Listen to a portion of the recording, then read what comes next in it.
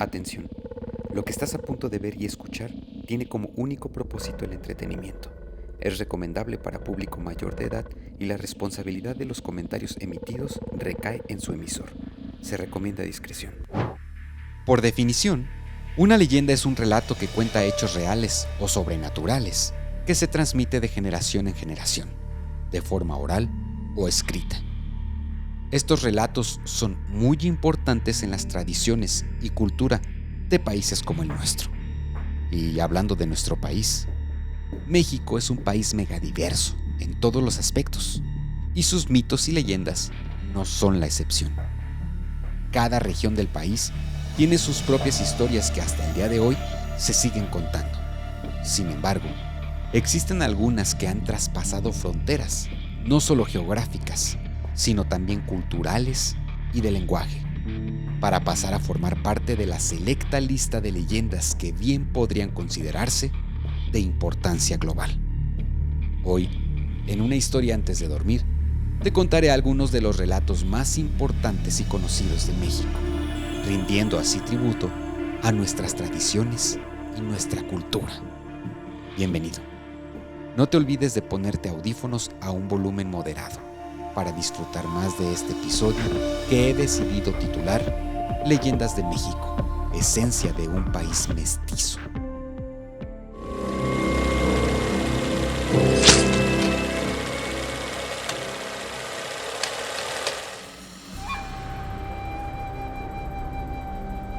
Las leyendas han estado entre nosotros desde tiempos precolombinos. Las etnias indígenas que habitaban Mesoamérica eran muy dadas a rituales religiosos que les permitieran mantener una buena relación con lo que ellos llamaban los dioses. La conformación geográfica de México lo ubican en una importante zona volcánica conocida como el Cinturón de Fuego. Estas enormes montañas que rugían y escupían fuego, destruyendo ciudades completas, fueron la fuente de inspiración para algunas de las primeras leyendas de México. Algunas tribus indígenas, como los tlaxcaltecas, comenzaron a dotar a estas enormes montañas con atributos humanos, dando lugar a la historia de los amantes Popocatépetl y la doncella Iztaccíhuatl. Eran tiempos sangrientos y los tlaxcaltecas estaban en constante guerra con sus rivales, los aztecas. Estas violentas batallas se extendieron por décadas, y uno de los guerreros más apuestos y bravos del pueblo tlaxcalteca era el joven Popocatépetl. Era muy conocido por ser valiente y liderar algunas de las batallas más importantes contra los aztecas. Por otro lado, la joven doncella Iztaccíhuatl, una joven hermosa, quizá la más hermosa del reino, se enamoró del joven guerrero, quien a su vez correspondió ese amor. Se dice que su amor era tan grande que decían que ni la montaña más alta se comparaba con el tamaño de su amor. El joven, decidido a casarse con la doncella, fue con su padre para pedir su mano. Su padre aceptó, no sin antes informarle al guerrero que debía partir hacia lo que sería la batalla más difícil y sangrienta de todas. Si has de querer casarte con mi hija, te ordeno que regreses sano y victorioso, y entonces podrás hacerlo.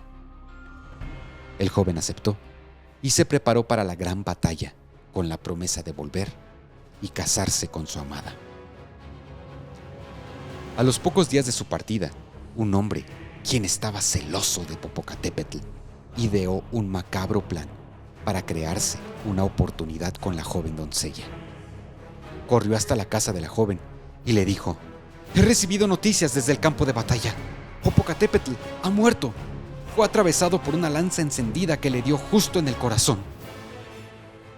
La joven rompió en llanto, creyendo por completo en aquella historia. A los pocos días, Iztaccíhuatl murió de tristeza, creyendo que había perdido al amor de su vida. El joven guerrero no tardó en regresar victorioso del combate, solo para enterarse de la cruel y terrible noticia. Se dice que pasó noche tras noche pensando cómo rendir un tributo adecuado a su gran amor. Y fue así como ordenó apilar varios cerros para hacerle la tumba más alta y bella de todas. Luego tomó el cuerpo de su amada y lo recostó en la cima. La besó por última vez para luego tomar una antorcha e hincarse junto a ella para así velar su descanso eternamente. Desde entonces, permanecen juntos uno al lado del otro. Y aunque cubiertos de nieve, hay días en que el gran guerrero recuerda a su amada. Su antorcha se enciende y su corazón que palpita hace que toda la tierra tiemble, honrando a su gran amor. Así como esta, hay muchas leyendas de la época prehispánica. Pero no fue sino hasta la llegada de los españoles, cuando las creencias religiosas transformaron estas leyendas para darle un toque mucho más paranormal y misterioso. Es así como siglos después, la historia de una mujer que busca a sus hijos trascendió fronteras y lenguajes, siendo por consiguiente la leyenda de origen mexicano más contada en el mundo, La Llorona. El constructo ideológico bajo el cual surgió esta historia puede remontarse a otras leyendas de origen maya o a la historia misma de la Malinche. Sin embargo, es el Premio Nobel de Literatura, Octavio Paz, quien hace una aproximación mucho más interesante. La leyenda, y depende en qué parte del mundo se cuente, trata sobre una joven india que se enamora de un adinerado español. Un amor prohibido que la llevó a perder a sus hijos, generalmente en un cuerpo de agua, a los que ahora busca lamentándose y llorando por no haber sido una buena madre. Según Octavio Paz, ¿pudo esta historia tener un origen basado en el control y la domesticación de la mujer indígena, recordándole su papel como protectora de la descendencia del hombre y obligándola a creer que si antepone sus deseos sexuales antes que su labor como mujer y madre, su alma estará destinada a vagar por la eternidad como un espectro que llora y grita? Lo que sorprende de todo esto no es la leyenda misma, sino la cantidad inmensa de testigos que a lo largo de los años afirman haber tenido un encuentro con este personaje. En el libro de Leyendas Urbanas y Tradiciones en el México del siglo XXI, una recopilación de historias contadas por estudiantes de Marco Antonio Medina en la Universidad Autónoma Metropolitana, encontramos algunos relatos que nos permiten dar un vistazo más de cerca a los encuentros paranormales en las que las personas afirman haber tenido un encuentro con la Llorona. Por ejemplo, el siguiente relato de Erika Mariana, del TEC de Monterrey, en El Oro, Estado de México. Esto que voy a contar le pasó a mi tío, cuando era joven. Un día mi tío y sus amigos fueron al Estado de México, a un pueblito llamado El Oro.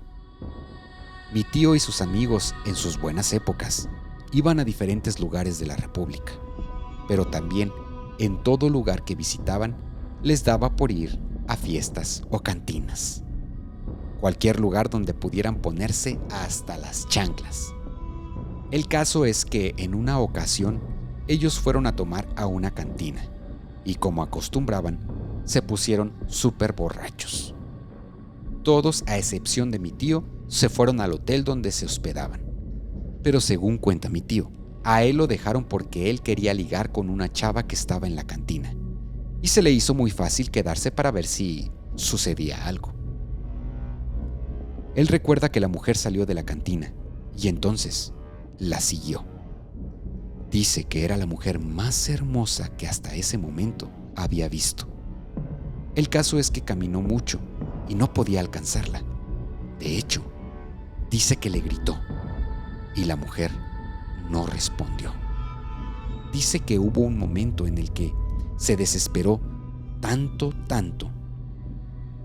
que como que despertó de su mal viaje y se dio cuenta que estaba en medio de un lago y el agua le llegaba hasta el cuello. Esta es la historia de mi tío. Y así como esta, hay millones de historias. ¿O me vas a decir que no conoces a alguien cercano que dice haber visto o escuchado a La Llorona? La época de la Revolución en México, además de darle al país un reacomodo sociopolítico, también brindó la explosión cultural necesaria para el surgimiento de una oleada de historias y leyendas que hasta el día de hoy siguen siendo recordadas. Muchas de ellas trágicas historias de amor que son emblema de pueblos a lo largo y ancho de México.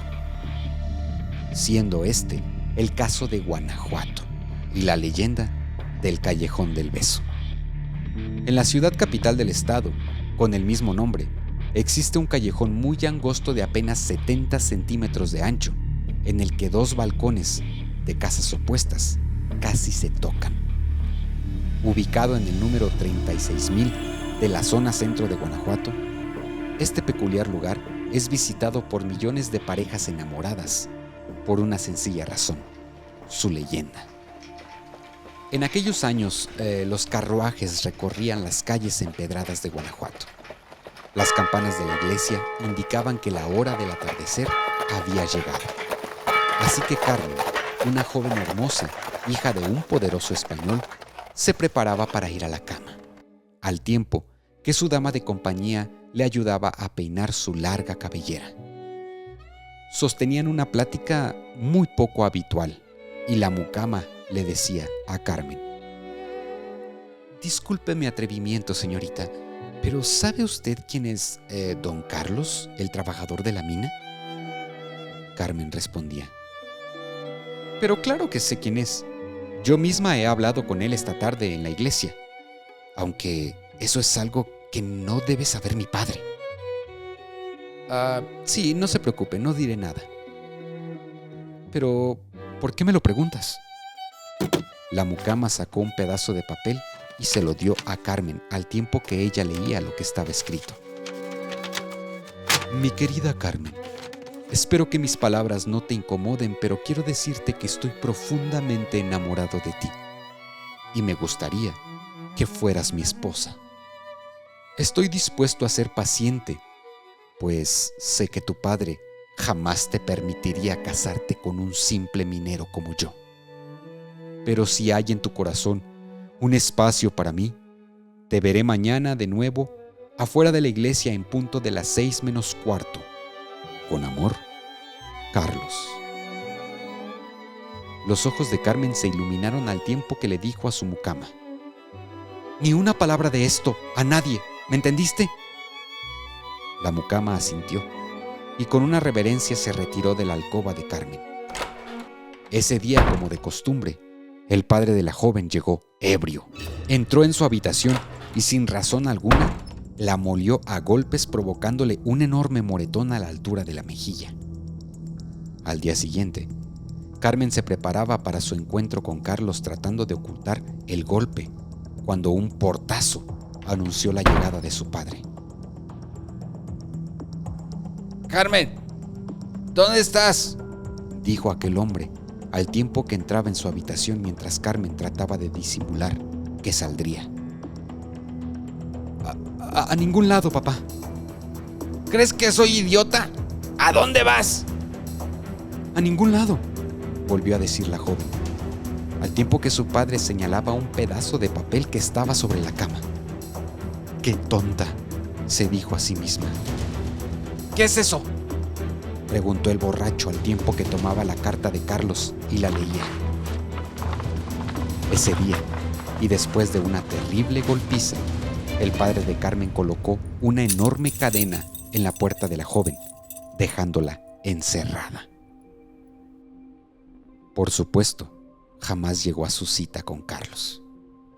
Al poco tiempo, Carlos supo lo que había sucedido y Margarita, la mucama, le había contado sobre la terrible golpiza. Carlos, decidido a hablar con Carmen, fue hasta su casa tratando de averiguar cómo entrar sin ser descubierto. Fue así cuando fue hasta el callejón al cual daba el balcón de Carmen y vio que justo enfrente otro balcón le permitiría acercarse lo suficiente para hablar con ella y, con suerte, fugarse juntos. Carlos averiguó quién era el dueño de la casa y le pidió lo dejara subir al balcón para poder hablar con Carmen. El hombre aceptó y, una vez en el balcón, Carlos comenzó a arrojar pequeñas piedras a la puerta de aquel balcón hasta que salió su amada Carmen. Al verla, el corazón de Carlos saltó de emoción, pero rápidamente se hundió en la tristeza al ver su cara llena de golpes. Carmen, vámonos de aquí, huyamos juntos. ¿Qué te parece si nos vamos a la capital y comenzamos allá una nueva vida? Sé que no podré darte los mismos lujos que tienes aquí, pero te prometo que no te faltará nada.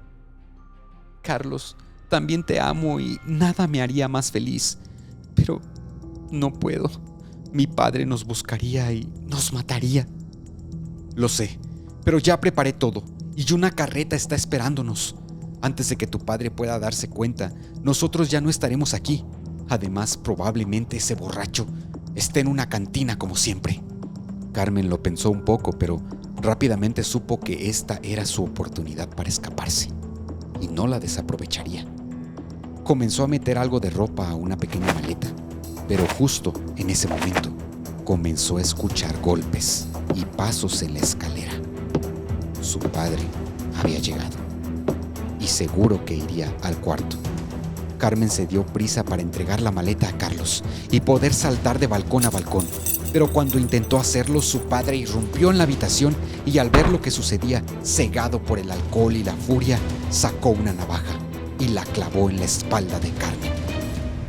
Carlos no pudo más que ser solo un testigo del más cruel y aberrante asesinato.